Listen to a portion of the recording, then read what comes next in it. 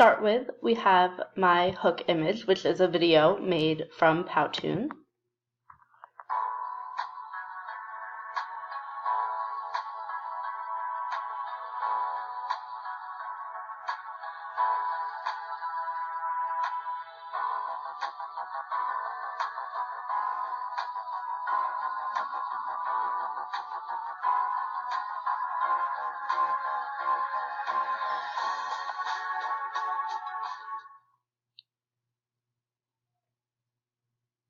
So I think that this really ties in with multiple means of engagement because it's giving students a different outlook on why they're learning Spanish more than just because it's a required subject in school or because it will help them get into college. It makes them think on a sort of larger scale of what can they do with the language afterwards, and hopefully that motivates them to learn. And I think it's also a good short reminder for why they're in my class.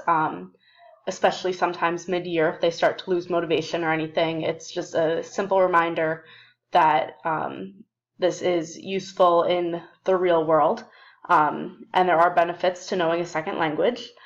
And then in terms of the technology integration, I think that the substitution augmentation section of the substitution, augmentation, modification, and redefinition integration model really explains this well because this enhances learning through the multiple means of representation. Hopefully it enhances student learning because they'll be more motivated to work.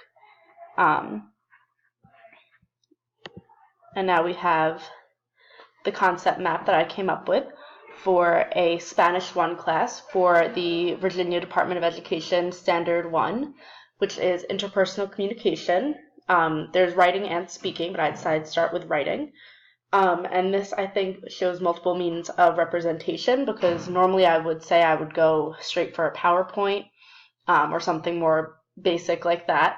But a concept map is a different way of laying it out for students who might need this visual, who prefer more sort of graphic organizers. And it wasn't too difficult to make, so I do think this would be a good way to incorporate technology into my everyday teaching, is to maybe put this up on the board first so students get an overview of the most basic concepts.